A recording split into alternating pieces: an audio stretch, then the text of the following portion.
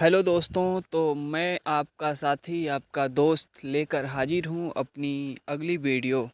हम इसमें कवर करेंगे एंशिएंट हिस्ट्री को, जो कि सभी state PCS, UP PCS, Haryana PCS कह लीजिए, या झारखंड पीसीएस, या गुजरात पीसीएस, या अन्य सभी पीसीएस एग्ज़ाम, या आईएएस एग्ज़ाम, या लोअर पीसीएस, या किसी भी अन्य एग्ज़ाम के लिए जिसमें एंशिएंट हिस्ट्री पूछी जाती है, उन सभी एग्ज़ामों के लिए यह मोस्ट इम्पॉर्टेंट वीडियो होगी।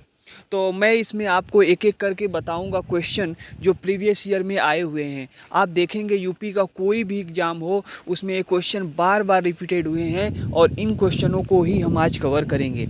तो चलिए हम लोग आगे चलते हैं अपने क्वेश्चन नंबर 1 पर। यह हमारा है भारतीय इतिहास एवं राष्ट्रीय आंदोलन, जो हम लोगों का सिलेबस का हिस्सा है। उसमें हम लोग प्राचीन एंशिएंट हिस्ट्री में सबसे पहले भारत का प्रागैतिहासिक संस्कृतियों को देखेंगे, इंडियन प्री हिस्टोरिक कल्चर। हम लोग क्वेश्चन नंबर 1 पर चलते हैं और क्वेश्चन नंबर 1 कह रहा है कि नीचे दो कथन दिए गए हैं, उनमें एक को अभिकथन तथा दूसरे को कारण कहा गया है। तो अभिकथन को हम लोग देखते हैं। कह रहा है कि विंध्य क्षेत्र के पाषाण युगीन लोगों ने, मतलब कि पाषाण युग के लोगों ने नूतन भूतकाल को, मतलब नए भूतकाल को जो अभी बीत चुका है, के अंत में गंगा घाटी में प्रवचन किया। प्रवचन मतलब कि उसे छोड़ दिया गंगा घाटी को। तो क्या यह सही है? तो हाँ, यह बिल्कुल सही है। फिर कह रहा है कि जलवायु परिवर्तन के कारण इस काल में शुष्कता का चरण था। बिल्कुल, जलवायु परिवर्तन हुआ, शुष्कता का चरण आया, इसलिए लोगों ने क्या किया? प्रवचन किया। तो यह कथन और कारण दोनों सही हैं। इसका सही जवाब क्या हो जाएगा? तो ऑप्शन नंबर ए इसका सही जवाब हो जाएगा। अगले क्वेश्चन पे चलते हैं। अगला कह रहा है कि इसमें कौन सा सही होगा? तो सही कालक्रम में व्यवस्थित करिए। क्वेश्चन नंबर 2 कह रहा है, तो इसमें सही होगा सिहावल। पहला इसका देखेंगे, पहला सबसे पहले कालक्रम में सबसे पहले आता है सिहावल जमाव, मतलब कि 4 को हम लोग क्या करेंगे? पहले रखेंगे। तो 4 किस में आता है? तो इसमें देख रहा है 4 और उसके बाद 1 या तो 3 आएगा। तो 1 के बाद क्या आएगा? पटपरा जमाव, सिहावल जमाव। उसके बाद दूसरे नंबर पे क्या आएगा? पटपरा जमाव, याद रखिएगा, ठीक है। सिहावल के बाद पटपरा जमाव। फिर इसके बाद कौन सा आएगा? तो बागोर जमाव, और सबसे लास्ट में क्या आएगा? खेतौनी जमाव, याद रखेंगे। तो यह इसका सही जवाब कौन सा हो जाएगा? ऑप्शन नंबर बी इसका सही जवाब हो जाएगा, ठीक है। तो सिहावल जमाव, पटपरा जमाव, बाघोर जमाव और खेतौनी जमाव, ऐसे इसके सही जवाब हो जाएंगे। ऑप्शन नंबर बी याद रखिएगा, ऑप्शन नंबर बी इसका सही जवाब होगा, ठीक है। आगे चलते हैं अगले क्वेश्चन पे। अगला क्वेश्चन कह रहा है, देखेंगे अगला क्वेश्चन हमारा है, कह रहा है कि निम्न पूर्व पाषाण काल के मानव के बारे में निम्नलिखित में से कौन सा कथन सत्य है? तो जो निम्न पूरा पाषाण कालों को 3 भागों में बांटा गया है, ये तो आपको पता ही होगा कि निम्न पूरा पाषाण काल, मध्य पूरा पाषाण काल और उत्तर पूरा पाषाण काल या उच्च पूरा पाषाण काल बोला जाता है। मतलब कि निम्न और मध्य और उच्च पूरा पाषाण काल, तो 3 भागों में बांटा गया है पूरा पूर्व पाषाण काल को या पूरा पाषाण काल को। तो उसमें इसका सही जवाब क्या हो जाएगा? उस समय के मानव के बारे में सही कथन जो है, उस समय के जो मानव थे वह कोर उपकरणों का प्रयोग करते थे। मतलब कि कोर उपकरण जो थे उनका उपयोग करते थे। कौन? तो पूर्व पाषाण काल के लोग, याद रखेंगे। यह क्वेश्चन इस आया था 2007 में। तो अगले क्वेश्चन पे चलते हैं। अगला कह रहा है कि पूर्व पाषाण कालीन मानव का मुख्य धंधा क्या था? तो पूर्व पाषाण कालीन मानव का धंधा क्या था?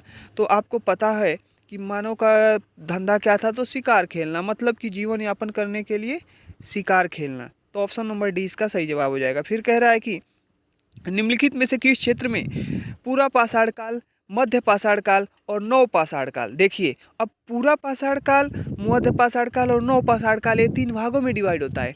लेकिन पूरा पाषाण काल को भी 3 भागों में, निम्न, मध्य और उच्च, याद रखेंगे। तो कह रहा है कि ये तीनों के अवशेष कहाँ पे मिलते हैं? तो यह अवशेष आपके बेलन घाटी में मिलते हैं। ऑप्शन नंबर इसका सी सही जवाब हो जाएगा। इसका सी सही जवाब हो जाएगा बेलन घाटी में। बेलन घाटी में तीनों, मध्य पाषाण काल, नव पाषाण काल और पूरा पाषाण काल के अवशेष मिलते हैं। कह रहा है कि निम्नलिखित भारत में प्राग ऐतिहासिक मानव का प्राचीनतम जीवाश्म निम्नलिखित में से किस स्थान से मिला है? तो यह पॉइंट आप याद रखेंगे कि मानव का प्राचीनतम जो जीवाश्म मिला है, जब से जो सबसे प्राचीन था, वह हथनौरा से मिला था। ऑप्शन नंबर इसका क्या हो जाएगा? बी सही जवाब हो जाएगा। इसका बी सब सही जवाब हो जाएगा कि प्राचीनतम मानव का जीवाश्म कहाँ से मिला है? हथनौरा से। ये सभी से मिले हैं, लेकिन आप याद रखेंगे कि प्राचीनतम की बात कर रहा है तो वह हो जाएगा हथनौरा। आगे चलते हैं। कह रहा है कि होमो इरेक्टस का एक कपाल निम्न में से किस स्थल से प्राप्त हुआ है। तो होमो इरेक्टस का एक पाषाण जो कपाल जो किस स्थल से प्राप्त हुआ है, तो वह नर्मदा के हथनौरा से, क्योंकि अभी आपने प्राचीनतम जीवाश्म देखा था तो हथनौरा से, नर्मदा घाटी में हथनौरा एक जगह पड़ती है जहाँ से मिला था। ठीक है, अगले क्वेश्चन पे चलते हैं। अगला क्वेश्चन क्या कह रहा है कि भारत में प्रथम पूरा प्रस्तर युगीन औजार की खोज का, जिससे देश में प्रागैतिहासिक अध्ययन का रास्ता खुला, श्रेय किसे जाता है। मतलब किसने खोजा था, तो वो आरबी फ्रूट साहब ने इसे ढूंढा था। याद रखेंगे आप लोग, आरबी फ्रूट साहब ने, रॉबर्ट ब्रूस्ट फुट ने इसे खोजा था। आगे चलते हैं अगले क्वेश्चन पर। कह रहा है कि निम्नलिखित में से किसे फलक संस्कृति कहा गया है। तो फलक संस्कृति किसे कहा जाता है, तो मध्य पूरा पाषाण कालीन संस्कृति को। ऑप्शन नंबर इसका क्या हो जाएगा, बी। फलक संस्कृति का क्या मतलब है, जो औजार बनते थे उनमें फलक होते थे, मतलब कि किनारे बना दिए जाते थे, फलक जैसा औजार बनते थे। तो वह किस युग में बनता था, तो मध्य पूरा पाषाण कालीन संस्कृति में। मैंने अभी बताया था पूरा पाषाण कालीन संस्कृति 3 भागों में बटी थी, मध्य, निम्न और उच्च में। तो मध्य में ऐसा होता था फलक संस्कृति, अर्थात फलक वाले औजार बनते थे। अगला क्वेश्चन कह रहा है कि प्राचीनतम कलाकृतियों का प्रमाण संबंधित है। तो प्राचीनतम कलाकृतियाँ कहाँ पे बनती थी, तो वह उच्च पूर्व पाषाण काल में बनती थी। देख लीजिए, अभी मैंने आपको बताया भी था कि उच्च पूरा, ऑप्शन नंबर इसका क्या हो जाएगा, सी। तो प्राचीनतम कलाकृतियों के प्रमाण उच्च पूर्व पाषाण काल से मिलते हैं। ऑप्शन नंबर सी इसका सही जवाब होगा। अगले क्वेश्चन पे कह रहा है कि उच्च पूर्व पाषाण युगीन हड्डी की बनी मातृ देवी की प्रतिमा कहाँ से प्राप्त हुई। जो हड्डी की बनी मातृ देवी की प्रतिमा प्राप्त हुई थी, वह हम लोगों के बेलन घाटी उत्तर प्रदेश से प्राप्त हुई थी। तो बेलन घाटी याद रखेंगे कि बेलन घाटी से क्या प्राप्त हुआ था, तो हड्डी की बनी मातृ देवी की प्रतिमा प्राप्त हुई थी। Option number B, option number D इसका सही जवाब होगा। अगले क्वेश्चन पे अगला क्वेश्चन कह रहा है कि प्रारंभिक मानव को किस नाम से जाना जाता था।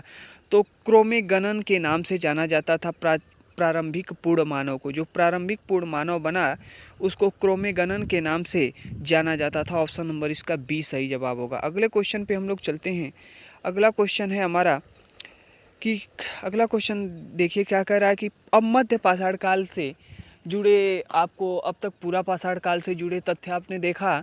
अब मध्य पूरा पाषाण काल से हम लोग देखेंगे मध्य पाषाण काल के क्वेश्चन। तो कह रहा है कि निम्नलिखित में से मध्य पाषाणिक स्थलों को पूर्व से पश्चिम के क्रम में क्या करिए, लगाइए। मतलब पश्चिम में सबसे पहले रखिए, अर्थात राजस्थान हमारा पश्चिम की तरफ है और हमारा पश्चिम बंगाल पूरब की तरफ। तो पश्चिम से पूरब की तरफ आपको लगाना है। तो जो आपको स्थिति यदि पता रहेगी तो आप आसानी से लगा लेंगे। ये जो बीरभानपुर है वह पश्चिम बंगाल में, तो ये सबसे लास्ट में आना चाहिए। तो मतलब 3 जहाँ जहाँ पे दिख रहा होगा वही इसका सही जवाब होगा। तो देखिए 2 में दिख रहा है। तो अब हम लोग क्या करेंगे, तो 4 और 2 को देखते हैं। तो महदहा जो है वह उत्तर प्रदेश में पाया जाता है और यही हमारा क्या हो जाएगा, सही जवाब। मतलब महदहा पहले पे रहेगा और बीरभानपुर क्या रहेगा, लास्ट में रहेगा। और बीच वाले में 2 आ जाएगा, मतलब लेखहिया और पैसरा। पैसरा जो होता है वह कहाँ पे, तो बिहार में पाया जाता है। पैसरा बिहार में है और लेखहिया जो है वह मिर्ज़ापुर में है, उत्तर प्रदेश के। और जो महदहा है वह प्रतापगढ़ में, अर्थात ऑप्शन नंबर इसका सी सही जवाब हो जाएगा। यह याद रखिएगा। थोड़ा सा ऐसे क्वेश्चन हो सकते हैं, रिपीट हो सकते हैं और नहीं भी रिपीट हो सकते हैं, क्योंकि ऐसा दूसरा कोई स्थल पूछ सकता है। कह रहा है कि निम्नलिखित में से किस भारतीय पुरातत्ववेत्ता ने पहली बार भीमबेटका गुफा को देखा और उसकी शैल चित्रों को प्रागैतिहासिक महत्व को खोजा। तो यह किसने किया था, तो आप जब महाराष्ट्र के साइड जाएंगे तो वाड़कर करके एक मतलब टाइटल लोग लगाते हैं। तो यह स्थल भी आप भीमबेटका जो है वह महाराष्ट्र की तरफ है और उसी से आप रिलेट करके इसको याद रख लेंगे। तो वी.एस. वाकड़कर याद रखेंगे, अपना ऑप्शन नंबर सी सही जवाब होगा। वाकड़कर जी ने इसे खोजा था, भीमबेटका की गुफा को। ठीक है, अगला क्वेश्चन देखते हैं। उत्खनित प्रमाणों के अनुसार पशुपालन का प्रारंभ हुआ था। तो पशुपालन का प्रारंभ किस में हुआ था, तो कृषि कब आई, तो नवपाषाण काल में। लेकिन मध्य पाषाण काल में क्या हुआ था, तो पशुपालन होने लगा था। ऑप्शन नंबर इसका क्या हो जाएगा? ऑप्शन नंबर इसका बी सही जवाब हो जाएगा, याद रखिएगा। ठीक है, अगले क्वेश्चन पे चलते हैं हम लोग। अगला क्वेश्चन हमारा है, कह रहा कि मध्य पाषाणिक संदर्भ में वन्य धान का प्रमाण कहाँ से मिला था? तो वन्य धान का प्रमाण चौपानी मांडो से। वन्य धान का मतलब जंगली धान। धान तो और भी कहीं मिला था, आपने सुना होगा कि धान की भूसी रंगपुर में मिली थी, जो कि गुजरात में था, वो आपको पता ही होगा। लेकिन वन्य धान मतलब कि जंगली धान कहाँ से मिला था? तो चौपानी मांडो से मिला था। ऑप्शन नंबर ए इसका सही जवाब हो जाएगा जो है। आगे चलते हैं। अगला क्वेश्चन पूछ रहा है कि सराय नाहर राय और महादहा संबंधित है, तो कहाँ से संबंधित होगा? तो यह संबंधित है गंगा घाटी के मध्य पाषाण संस्कृति से, क्योंकि हम लोग मध्य पाषाण संस्कृति अभी पढ़ रहे हैं। तो आप एग्जाम में याद भी रखिएगा कि महादहा उत्तर प्रदेश में है, सराय नहर उत्तर प्रदेश के आसपास के एरिया का है। तो यह कहाँ का हो सकता है? गंगा घाटी कहाँ पे बहती है? तो उत्तर प्रदेश में बहती है, तो आप इसे रिलेट कर सकते हैं कि गंगा घाटी से में होगा। और दूसरा, नौ पाषाणिक स्थल नहीं है, यह मध्य पाषाणिक संस्कृति से संबंधित है। ऑप्शन नंबर ए हमारा क्या हो जाएगा? सी सही जवाब हो जाएगा। सराय नहर और महादहा मध्य पाषाणिक संस्कृति से संबंधित है। अगला क्वेश्चन हमारा कह रहा है कि निम्नलिखित में से किस मध्य पाषाणिक स्थल से हड्डी के बने आभूषण प्राप्त हुए हैं? हड्डी की बनी मात्र देवी कहाँ से मिली थी? तो बेलन घाटी से मिली थी, उत्तर प्रदेश से। लेकिन अभी कहाँ से पूछ रहा है कि मध्य पाषाणिक स्थल में हड्डी के बने आभूषण कहाँ से मिले थे? तो वह महादहा से मिले थे, जो महादहा कहाँ था? प्रतापगढ़ में था, उत्तर प्रदेश के। ऑप्शन नंबर इसका क्या हो जाएगा? तो डी सही जवाब हो जाएगा। अगले क्वेश्चन पे चलते हैं। अगला कह रहा है कि एक ही कब्र से 3 मानव कंकाल कहाँ से मिले? तो यह दमदमा से मिले थे। दमदमा से एक ही कब्र से 3 मानव कंकाल मिले थे, याद रखिएगा आप, दमदमा से। अगला क्वेश्चन देखते हैं कि विंध्य क्षेत्र के किस शिलाश्रय से सर्वाधिक मानव के कंकाल मिले थे?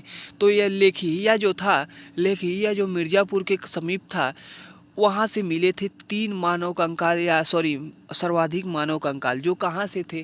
तो शिलाश्रय मतलब शिला मतलब कि पत्थर के पास हो सकता है कि वह दब के मर गए हों या ऐसा कुछ। तो लेखिया क्या हो जाएगा? इसका सही जवाब हो जाएगा, सर्वाधिक मानव कंकाल लेखिया से मिला था।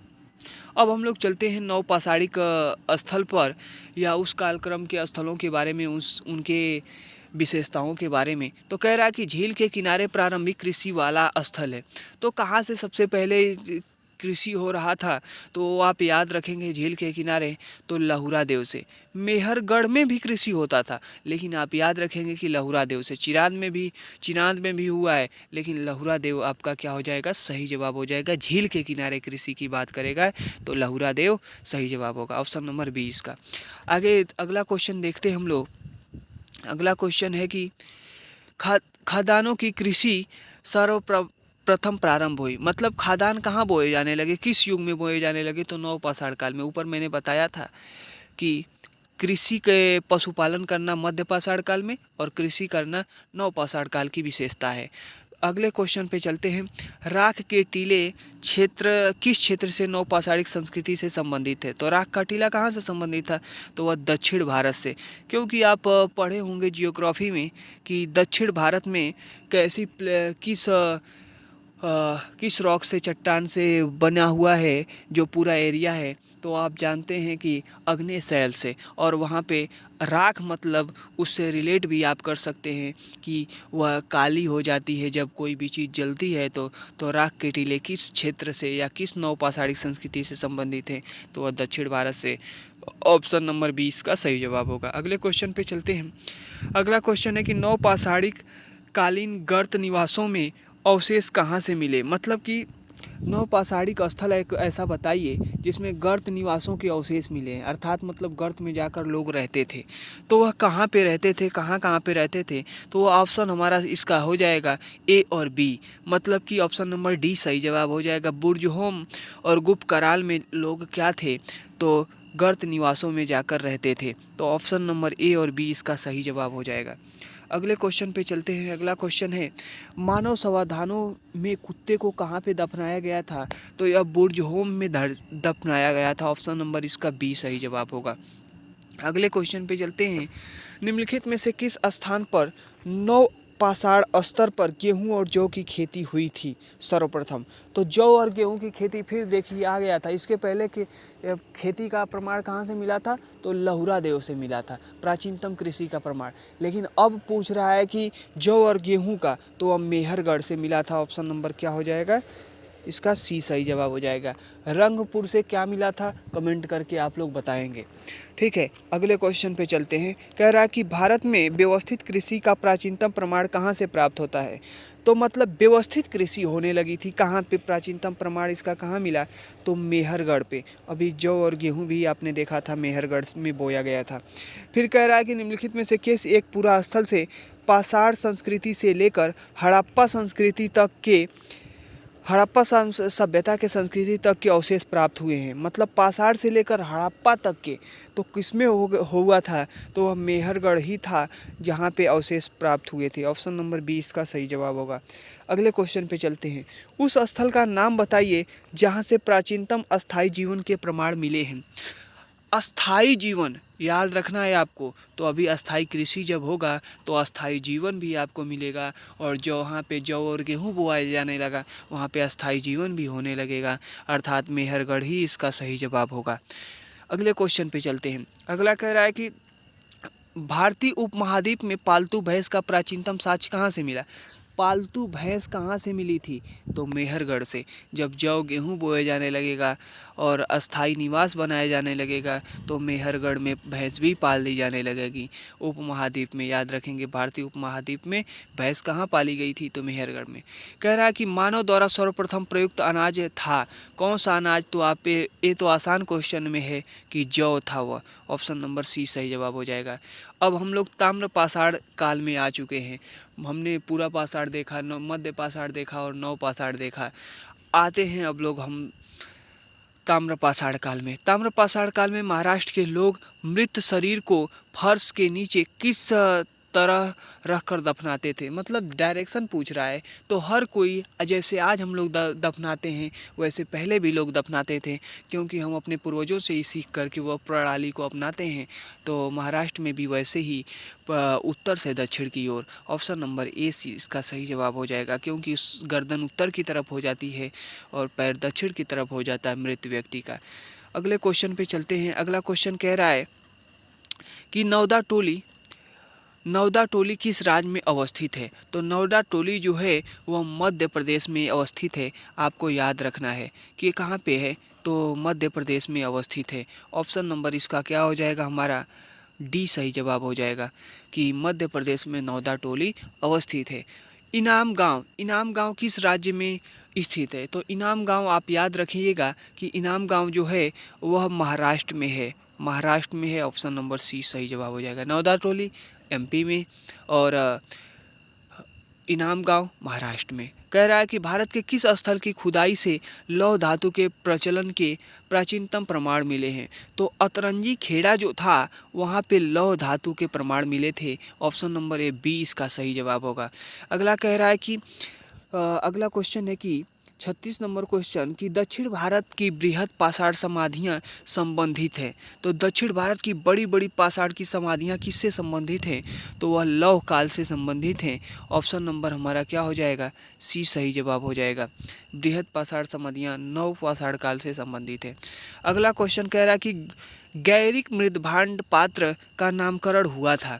तो गैरिक मृदभांड जो था वह हस्तिनापुर में मिला हुआ था। तो ऑप्शन नंबर ए इसका सही जवाब हो जाएगा। गौरिक मृदभांड पात्र का नामकरण हस्तिनापुर में हुआ था, याद रखेंगे। अगला क्वेश्चन पूछ रहा है कि पूरा पाषाण काल में क्या करते थे लोग, मध्य पाषाण में क्या करते थे और नव पाषाण में क्या करते थे? तो आप जानते हैं कि पूरा पाषाण में लोग कच्चे मकान में रहते थे, नदी के तट पे रहते थे। मकान तो होता ही नहीं था उस टाइम, तो नदी के तट पर निवास बनाते थे। अर्थात पहले का क्या हो जाएगा? दो ऑप्शन इसका हो जाएगा। फिर मध्य पाषाण काल में लोग क्या करने लगे? तो शैल के नीचे रहने लगे, और उसके बाद नव पाषाण काल में गर्त के नीचे, और ताम्र पाषाण काल में कच्चे मकान के नीचे। अर्थात क्या हो जाएगा? तो ए का 2, बी का 3 और सी का 4 और डी का 1। ऑप्शन नंबर इसका कहाँ पे दिख रहा है कि ऑप्शन नंबर बी दिख रहा है। ए का 2, बी का 3, सी का 4 और डी का 1। ऑप्शन नंबर बी इसका सही जवाब हो जाएगा, याद रखिएगा। अगले क्वेश्चन पे चलते हैं। अगला क्वेश्चन हम लोगों का है, अगला क्वेश्चन है कि निम्नलिखित में से कौन सा सही सुमेलित नहीं है। तो ये जो कायथा था वह कर्नाटक में नहीं है, यही गलत है। पांडुराज पांडुराज ढीबी बंगाल में है, चिरांद चिरांद बिहार में है, दैमाबाद महाराष्ट्र में है, अभी ऊपर हमने क्वेश्चन देखा भी था।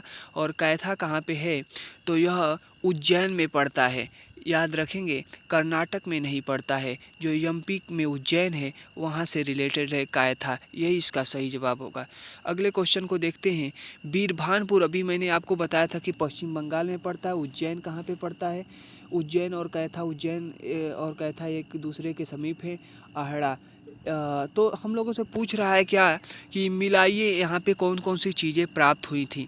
तो यहाँ पे कौन सी चीज़ें प्राप्त हुई थी, तो जो बीरभानपुर में था वह लघु पाषाण उपकरण प्राप्त हुए थे, अर्थात ऑप्शन ए ए का 4 हो जाएगा। एक चौथे पे जाकर मिलेगा, यह इसमें मिलेगा। कह रहा है कि उज्जैन कहाँ पे, तो उज्जैन में भी आपने पढ़ा था कि गैरिक मृदभांड इसका हो जाएगा, बी का 3 हो जाएगा। कैथा कहाँ पे था, तो कैथा का हो जाएगा ताम्र निधि, ऑप्शन नंबर इसका क्या हो जाएगा, सी। और इसके बाद आहड़ा का हो जाएगा, तो आहड़ा का बनास संस्कृति हो जाएगा, ऑप्शन नंबर हमारा कौन सा हो जाएगा, तो बी इसका सही जवाब हो जाएगा, याद रखिएगा। अगले क्वेश्चन पे चलते हैं। कोपेनहेगन संग्रहालय की सामग्री से पाषाण, कांस्य और लौह युगीन के त्रियुगीन विभाजन किया, मतलब किसने किया था, तो यह थॉमसन भाई थे जिन्होंने ऐसा किया था कि पाषाण को और कांस्य और लौह के त्रियुगीन विभाजन किया था, मतलब तीनों को अलग अलग उसने बांटा था कोपेनहेगन संग्रहालय की सामग्री में से। तो यह कौन सा हो जाएगा, ऑप्शन नंबर ए, थॉमसन ने, याद रखिएगा। अगले क्वेश्चन पे हम लोग चलते हैं। तो अगला क्वेश्चन है हमारा सिंधु घाटी संस्कृति से संबंधित क्वेश्चन, सिंधु घाटी सभ्यता और संस्कृति से। तो कह रहा है हड़प्पा सभ्यता के निम्नलिखित में से किस स्थान से जल संरक्षण के साथ से मिले, तो धौलावीरा वह स्थल था। धौलावीरा आप जानते भी होंगे कि कहाँ पड़ता है, तो गुजरात में पड़ता है। और धौलावीरा गुजरात में पड़ता है, तो गुजरात में जल संरक्षण से संबंधित कोई बात की जाएगी, क्योंकि जहाँ पे पानी की कमी होगी, राजस्थान गुजरात, तो वहाँ पे ऐसा होगा, तो धौलावीरा इसका सही जवाब हो जाएगा। अगला क्वेश्चन देखते हैं। कह रहा है कि इन दोनों को मिलाइए, तो चौदड़ो जो था वहाँ पे तिल मिला था, ऑप्शन नंबर ए का एक में से मिला देंगे। कुंतासी जो था, कुंतासी से कोदो मिला था, कुंतासी कौ से कोदो आप रिलेट करके याद करिएगा। हड़प्पा से क्या मिला था, तो हड़प्पा से हम लोगों को धान या सरसों, एक मिनट इसको बताता हूँ मैं आपको। चौदड़ों का हो जाएगा, पहले का 1 हो जाएगा, मतलब कि 1 2 3 4। कुंतासी से धान मिला था, कुंतासी से कोदो ही मिलेगा, सी का 2 हो जाएगा। सी का 2 जहाँ पे दिया होगा वही इसका ऑप्शन होगा, ऑप्शन नंबर ए इसका सही जवाब होगा। ए का 4, चौदड़ों से सरसों ना, तिल नहीं सरसों मिलेगा, सॉरी, यहाँ पे ए से रिलेट करिएगा कि चौदड़ों से सरसों मिलेगा, कुंतासी से कोदो मिलेगा, तब हुलास से धान मिलेगा और हड़प्पा से तिल मिलेगा, ऑप्शन ए से आ जाएगा, ठीक है। यहाँ पे देख लीजिए, ऑप्शन नंबर ए सही जवाब होगा। चौदड़ों से सरसों, हड़प्पा से तिल, कुंतासी से कोदो, हुलास से धान। हुलास कहाँ पे पड़ता है, कमेंट करके बताइएगा। यह उत्तर प्रदेश में ही है, हुलास कहाँ पे है ये बताइएगा। स्वतंत्रता प्राप्ति के पश्चात भारत में उत्खनित प्रथम सैंधव स्थल है, सैंधव स्थल कौन सा था, तो वह था हमारा रोपड़ जो कि पंजाब जिसको कहते हैं वहाँ पे उससे रिलेटेड है, तो यह ऑप्शन हमारा ए सही जवाब हो जाएगा। फिर कह रहा है कि हड़प्पा संस्कृति में निम्नलिखित स्थलों में से कौन से सिंध में स्थित हैं, तो चौदड़ो और मोहनजोदड़ो जो है वह कहाँ से हैं, तो वह सिंध से संबंधित है, option number B, option number 2 और 3 इसका बी सही जवाब हो जाएगा। 2 और 3 कहाँ पे दिया है, तो बी में, ऑप्शन इसका हमारा आ जाएगा यहाँ पे। अगले क्वेश्चन को देखते हैं। अगला क्वेश्चन कह रहा है कि क्रीडा स्टेडियम के साक्ष्य कहाँ से मिले थे, तो वह कुराल से मिले थे, यह ऑप्शन नंबर ए सही जवाब हो जाएगा। याद रखिएगा कुराल कहाँ पे है, तो हरियाणा में है और वहाँ से मिला था, याद रखेंगे, क्योंकि आज भी आप देखते हैं हरियाणा खेल में आगे रहता है, तो वहाँ से कुराल से मिले हैं। आगे कह रहा है कि अब क्या करिए, इनका मिलान करिए। अभी शिकारपुर को आपने देखा था, कुंतासी को कोदो देखा था, लेकिन अब हम लोग क्या देखेंगे, शिकारपुर का क्या होगा, कोदो होगा। कुंतासी का कोदो ना होकर के अब शिकारपुर का कोदो हो जाएगा। हुलास का भी आपने देखा था, हुलास का क्या हो जाएगा, तो गेहूं या धान, वहाँ पे धान था तो यहाँ पे अब गेहूं हो जाएगा। बनावली का क्या हो जाएगा, बनावली में रेशमी सूती वस्त्र होगा। और कुंतासी का क्या हो जाएगा, बादाम हो जाएगा। ऑप्शन नंबर, सॉरी, ऐसे ही हो जाएगा 1 2 3 4। बनावली का बादाम और कुंतासी का रेशमी सूती वस्त्र। मतलब 1 2 3 4 कहाँ है, तो ऑप्शन नंबर ए में है, इसका सही जवाब हो जाएगा। अगले क्वेश्चन पे चलते हैं। अगला कह रहा है कि ए और बी, सूची ए और बी को सुमेलित कीजिए। तो हड़प्पा किस नदी के किनारे है, नदी की अवस्थिति पूछ लिया है। तो आप जानते हैं कि रोपड़ सतलज नदी, क्योंकि सतलज नदी पंजाब से होकर के बहती है, तो हम क्या कर देंगे, यहाँ पे रोपड़ को सतलज से रिलेट कर देंगे। हो गया। हड़प्पा रावी नदी के किनारे है, ये भी आपको पता होगा, नहीं पता है तो याद रखेंगे, हड़प्पा रावी नदी के किनारे। कालीबंगा जो है वह घग्गर नदी के किनारे है, और लोथल क्या है, भोगवा नदी के किनारे। ऐसा सही जवाब हो जाएगा। एक बार हम लोग मिला लेते हैं किसमें सही है। तो ए का 3 किसमें है, ए का 3 कहाँ पे दिख रहा है, तो ऑप्शन नंबर ए और बी दोनों दिख रहा है, तो ए इसका सही जवाब हो जाएगा। ऑप्शन नंबर ए, याद रखिएगा, ऑप्शन नंबर ए इसका सही जवाब हो जाएगा। मतलब हड़प्पा रावी के किनारे, रोपड़ सतलज के किनारे, और कालीबंगा घग्गर के किनारे, और लोथल भोगवा के किनारे। ऑप्शन ए हमारा सही जवाब होगा। अगला देखते हैं। अब पूछ रहा है कि कौन स्थल कहाँ पे स्थित है, हड़प्पाई स्थल, और उनकी स्थिति कहाँ पे है। तो अभी दैमाबाद ऊपर मिला था, दैमाबाद कहाँ पे है, महाराष्ट्र में। राखीगढ़ी हरियाणा में, आपको पता ही है। कालीबंगा कहाँ पे है, तो राजस्थान में, क्योंकि कांच की चूड़ियाँ मिली थी। दैमाबाद कहाँ पे है, तो जम्मू कश्मीर में। ऐसे आप रिलेट कर लेंगे। ऑप्शन नंबर कौन सा हो जाएगा हमारा, तो बी का 4 कहाँ पे दिया हुआ है, ऑप्शन नंबर सी दिख रहा है, यही इसका सही जवाब होगा। और अगले क्वेश्चन पे चलते हैं। अगला क्वेश्चन हमारा 50वां क्वेश्चन कहाँ है। अगला कह रहा है कि हड़प्पा से का मिला था, लोथल से क्या मिला था, कालीबंगा से क्या, मोहनजोदड़ो से क्या। तो मोहनजोदड़ो से नर्तकी की मूर्ति मिली थी, ये आपको पता होगा। कालीबंगा से जूता हुआ खेत मिला था, लोथल से क्या मिला था, गोदीवाड़ा मिला था, और हड़प्पा से समाधान मिला था। मतलब कि ए का 1 बी का 2, ए का 1 बी का 2 और सी का 4 और डी का 3। मतलब ऑप्शन नंबर डी इसका सही जवाब हो जाएगा। आज के लिए इतना ही, क्योंकि हम लोग 50 क्वेश्चन को रखते हैं अपने टारगेट पर। फिर अगली वीडियो में अगले 50 क्वेश्चन को कवर करेंगे। ऐसे करते करते हम लोग जल्दी सभी सब्जेक्टों को कवर कर लेंगे, और इससे आपका बहुत सारा चीज़ कवर हो जाएगा, क्योंकि क्वेश्चन रिपीट होते हैं, यहीं से क्वेश्चन आते हैं। नहीं विश्वास है तो आप जाके 2024 का यूपी पीसीएस या अन्य स्टेट के एग्ज़ाम के पेपर देख लीजिएगा। उसमें एक पूछा हुआ क्वेश्चन है रिपीटेड। जैसे मैं आपको बता दूं कि हिस्ट्री से क्वेश्चन पूछा था कि मराठा साम्राज्य में उनके जो शासक थे उनको अरेंजमेंट करिए कालक्रम के अनुसार, और वह क्वेश्चन पहले भी आ चुका है। तो क्वेश्चन रिपीट होते हैं, कौन सा क्वेश्चन रिपीट हो जाएगा कोई नहीं जानता, और कौन आपको सिलेक्शन से दूर कर देगा ये कोई नहीं जानता। तो एक भी चीज़ मत छोड़िए, एकदम लग जाइए पूरी दिन रात, और एकदम हर क्वेश्चन को आप कवर करिए। और आज के लिए इतना ही मैं रखता हूँ, और ज़्यादा डिस्कस नहीं करते हैं, रोकते हैं इस वीडियो को।